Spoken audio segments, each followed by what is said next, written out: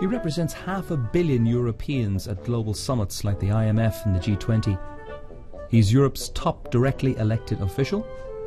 His signature enacts laws which affect all of us, and he's well placed to become the new head of the European Commission. Yet how many of us even know his name, and how would he describe himself? What kind of guy are you?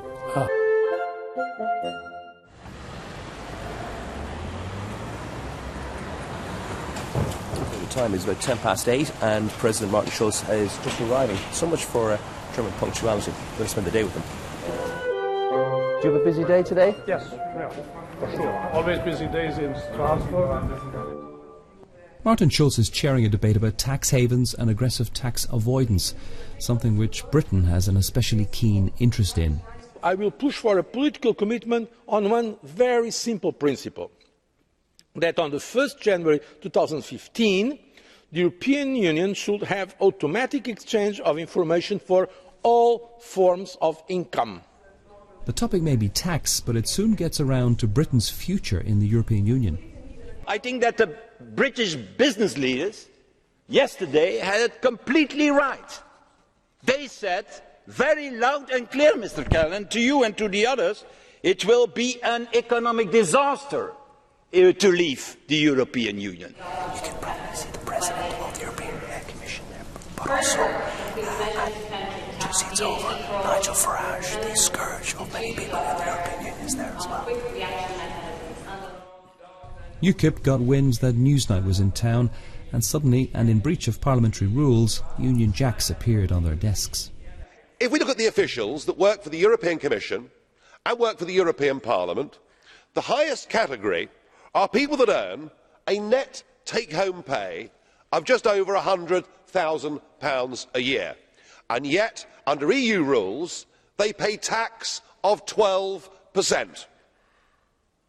It's tax fraud on an absolutely massive scale, and Mr Barroso, I would say to you that how can that be deemed to be fair? They're used to Mr Farage's views here, so much so that Mr Schulz can do a half-decent impression of the UKIP leader. Farage, what in the hell are you planning here, Mr Barroso?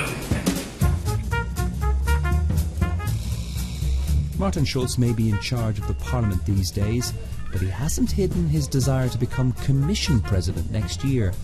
To achieve that, he may have to displace the current head of the Commission, José Manuel Barroso, who we intercepted on his way to meet Mr Schulz. What kind of guy is he?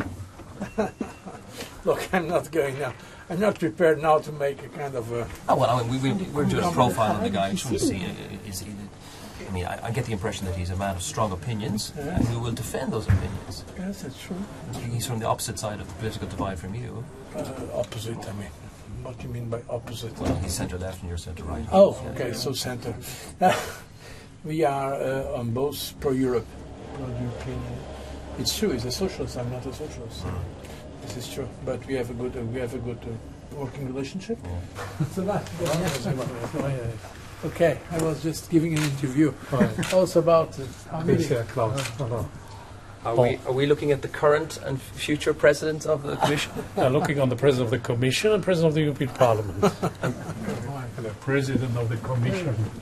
Are you worried about Euroscepticism growing, not just in Britain, but around Europe? The real threat to Europe is indifference. I like the debates. If people don't agree with what Europe is doing, fair enough, they have the right to say it.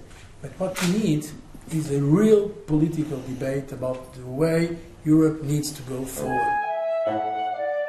But one country which is talking of retreating from its relationship with the EU is Britain. So are some people in Europe tiring of Britain as much as some in Britain are tiring of the EU? Is there Anglo fatigue in the European Union, would you say? No, for sure not. I think the overwhelming majority, like me, of citizens in the European Union, members in the European Parliament, we want to see UK as a full-fledged member of the European Union, active within the European Union, and we honour the enormous contribution of UK to the success of the European Union in case UK is engaged. And therefore there is no Anglo fatigue. There is perhaps a Euro fatigue in UK. It is purely tactical, nothing else. And this is creating a problem. From the first day, whatever he did and said, David Cameron, in my eyes, this is my feeling, had more to do with the internal situation in the Tory party than with Europe and the United Kingdom as a member of the European Union. There's an existential question over the European Union and the Eurozone for the first time ever, that it may not survive, that it may break up. If such a currency will fail, the political project behind the currency will fail as well.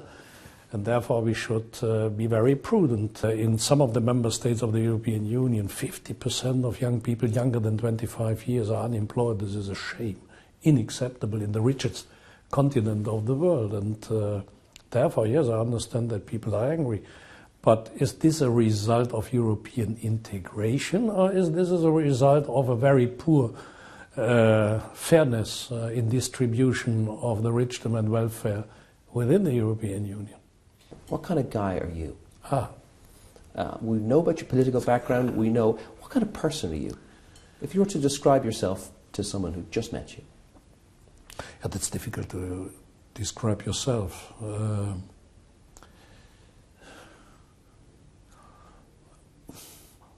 Hast du keine andere Frage?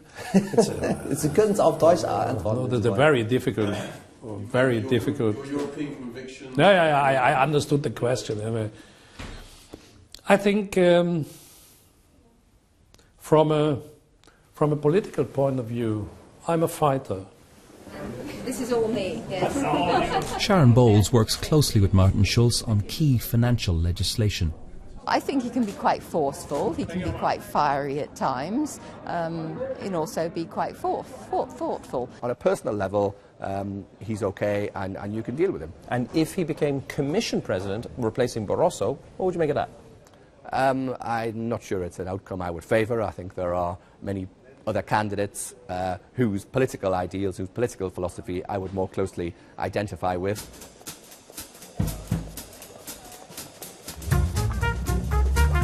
Mr. President, the end of a long day.